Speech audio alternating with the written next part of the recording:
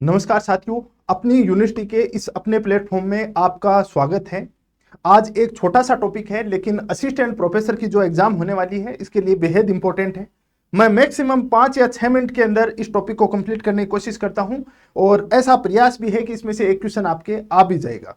छोटा सा टॉपिक है, लेकिन इसको अपन ने इंपॉर्टेंट बहुत ज्यादा है। इसको फटाफट करते हैं कंप्लीट। राजस्थान में असिस्टेंट प्रोफेसर की अब एग्जाम होने वाली है, जिसके अंदर अपना टॉपिक है जियो टूरिज्म। जियो टूरिज्म है, इसके अंदर कौन कौन से जो साइट हैं जिनको अपने प्रमोट किया गया है, जो कि अपने इसमें शामिल हैं, उनको अपन देखेंगे। फटाफट आ जाओ। जियो टूरिज्म से पहले अपन देखते हैं, पहले यूनेस्को द्वारा विश्व विरासत स्थल संकल्पना को 1972 में अपनाया गया था उन्होंने। राजस्थान के अंदर अपन बात करें तो यहाँ पे प्राकृतिक और सांस्कृतिक और अमूर्त कला है, उसको शामिल किया गया है यूनेस्को की सूची में। अमूर्त कला क्या होती है और मूर्त कला क्या होती है? मूर्त कला का मतलब होता है टचेबल और नॉन टचेबल, मतलब जिसको अपन टेंजेबल और नॉन टेंजेबल। टेंजेबल को क्या करते हैं अपन? जिसका अपन हाथ लगा सकते हैं, छू सकते हैं, जैसे किला है, बावड़ी है, दुर्ग है, फोर्ट है, उनको अपन छू सकते हैं। और अमूर्त कला कौन सी हो गई? जैसे नृत्य है, नृत्य को अपन छू थोड़ी सकते हैं। जैसे गीत संगीत है, उसको अपन छू थोड़ी सकते हैं, छू के तो नहीं, वो उसको तो महसूस किया जा सकता है। तो वो अमूर्त कला के अंदर अंतर्गत शामिल किया जाता है। वर्तमान में भारत में 40 यूनेस्को को भू विरासत स्थल में शामिल किया गया है, जिसमें से राजस्थान के शामिल स्थल कौन से हैं वो देखते हैं। सांस्कृतिक स्थलों की बात करें तो जंतर मंतर है, 2010 में शामिल किया गया था। प्राकृतिक धरोहर की बात करें तो केवलादेव भरतपुर को शामिल किया गया है। और अमूर्त कला की बात करें तो उसमें कालबेलिया नृत्य है, उसको शामिल किया गया है। जियो हेरिटेज साइट में अपन 6 किले देखें, 6 किले हैं जो कि अपने यूनेस्को की सूची में शामिल हैं, जिसमें आमेर जयपुर में है, गागरोन झालावाड़ में है, सोनार दुर्ग जैसलमेर है, रणथंभौर सवाईमाधोपुर है, चित्तौड़गढ़ दुर्ग और कुमलगढ़ दुर्ग और जयपुर परकोटा 2019 में शामिल किया गया है। ये जियो हेरिटेज साइट नहीं है, ये जियो हेरिटेज साइट नहीं है। राजस्थान की टोटल 12 जियो हेरिटेज साइट हैं जिनको शामिल किया गया है, उनको अपन देखते हैं। भारतीय भूवैज्ञानिक सर्वेक्षण विभाग geological survey of India GCI ने 1851 कोलकाता में इसका गठन हुआ था, द्वारा राजस्थान की 12 स्थानों को जियो हेरिटेज साइट घोषित किया गया। बस ये ध्यान रखना है, जियो हेरिटेज साइट है, ये जियो टूरिज्म के अंतर्गत शामिल की जाती हैं। इनको आपको देखना है, टोटल 12 साइट है। पहली बात तो आपको ध्यान रखना है, टोटल कितनी साइट है? 12 साइट है। कौन कौन सी हैं उनको देखना है, कौन कौन सी हैं देखते हैं। पहली है जावर। जावर कहां पे है? उदयपुर के अंदर। जावर उदयपुर के अंदर। आप राजस्थान ज्योग्राफी के अंदर पढ़ा भी होगा। जावर, देबारी, मोचिया, मगरा किसके लिए फेमस है? सीसा जस्ता उत्पादन की दृष्टि से फेमस है। तो जावर जो खान है, जावर की खान है, उनको जियो हेरिटेज साइट में शामिल किया गया है जियोलॉजिकल सर्वे ऑफ इंडिया के द्वारा। पहला। सेकेंड आता है अपना स्ट्रोमेटोलाइट पार्क। स्ट्रोमेटोलाइट पार्क है, ये जामरकोटा उदयपुर के अंदर है। यही खनन से संबंधित ही है। ये भी कहां पे है? उदयपुर में। तो उदयपुर का पहला कौन सा हो गया? जावर। दूसरा हो गया स्ट्रोमेटोलाइट पार्क। नाम याद रख लेना, ये याद रह जाएगा आपके एग्जाम में, स्ट्रोमेटोलाइट पार्क।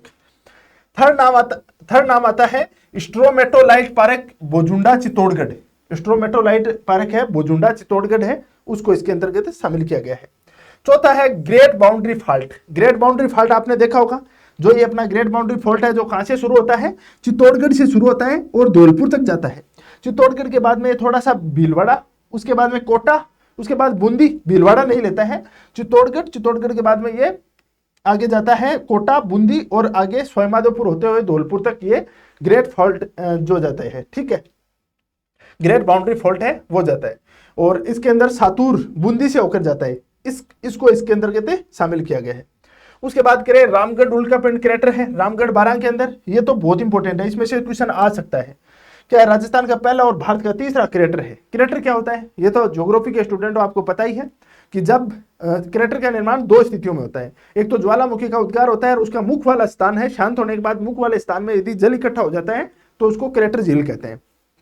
दूसरा, यदि उल्कापिंड गिरा और बहुत बड़े खड्डे का निर्माण हो गया, कालांतर में उसमें जल इकट्ठा हो गया और उससे एक झील का निर्माण हो गया, उसको भी अपन क्रेटर झील ही कहते हैं। तो रामगढ़ क्रेटर कहां है? बारां के अंदर है। रामगढ़ क्रेटर कहां है?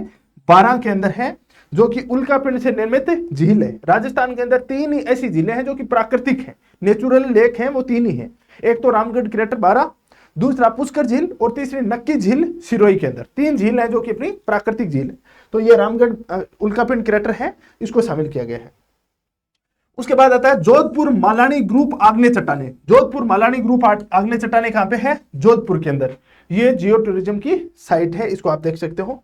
उसके बाद आता है वेल्डेड टफ। वेल्डेड टफ है जिसको जोधपुर के अंदर है, इसको शामिल किया गया है। उसके बाद आता है शेंड्रा या शेंदड़ा ग्रेनाइट जो कि पाली के अंदर है। उसके बाद बर कांग्लोमेरेट, पाली में बर कांग्लोमेरेट, ये देख सकते हो आप, ये प्राचीन चट्टाने हैं। प्राचीन चट्टाने हैं, एक तरह से जियोलॉजी का ही पार्ट हो गया ये, तो इनको अलग अलग तरीके से इसमें इंक्लूड किया गया है। Akal wood fossil park. Akal wood fossil park कहां पे है? जैसलमेर में, जहां पे 18 करोड़ वर्ष पुरानी लकड़ियां हैं वो देखने को मिलती है यहाँ पे। ये देख सकते हो आप आकलवुड फॉसिल पार्क के अंदर, ये लकड़ियां हैं, ये पत्थर में तब्दील हो गई हैं, एक तरह से बहुत ज्यादा ये कठोर हो चुकी हैं और इनको ये बहुत ज्यादा कठोर हो चुकी हैं। ये आकलवुड फॉसिल पार्क है, 18 करोड़ वर्ष पुरानी जो लकड़ियां हैं ये, जो कि जैसलमेर में देखने को मिलती हैं। उसके बाद आता है गोशाना राजपुरा दरीबा। गोशाना राजपुर दरीबा कहां पे है? राजसमंद में। राजपुर दरीबा क्षेत्र है वो सीसा जस्ता उत्पादन की दृष्टि से क्या है? महत्वपूर्ण है। उसके बाद अपना अंतिम देखते हैं नेफेलाइन साइनाइट। नेफेलाइन साइनाइट है, ये किशनगढ़ अजमेर के अंदर है। ये कहां पे है? किशनगढ़ अजमेर के अंदर है, इसको देखते। तो ये अपनी 12 साइट है जो कि इसके अंतर्गत अपन ने शामिल की हैं। इसकी पीडीएफ है वो एक बार देख लेना, ये 12 नाम याद करने हैं और कुछ नहीं है। इसकी पीडीएफ आपको अपना टेलीग्राम चैनल है आरपीएससी विद